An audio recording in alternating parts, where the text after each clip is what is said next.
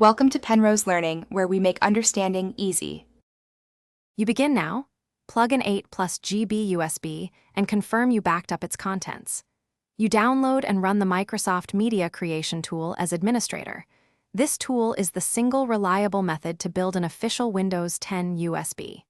Once launched, choose Create Installation Media, then set Language, Edition, and 64-bit or 32-bit as needed. This step downloads the official ISO and prepares the USB.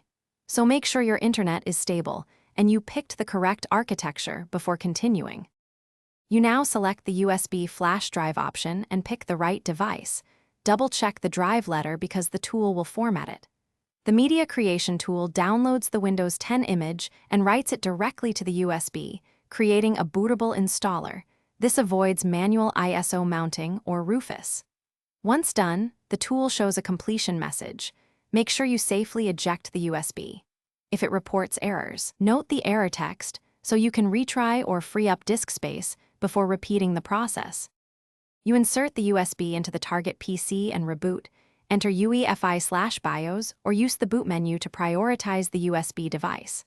Once the Windows 10 installer loads, follow prompts to select language, accept license, choose custom install for clean installs, and assign partitions. Format or create partitions carefully. After installation, Windows will install drivers and reboot several times. If the USB isn't detected, try a different port, disable Secure Boot temporarily, or recreate the media with the Media Creation tool. And Thanks for watching. If this was helpful, leave a like and consider subscribing. See you next time.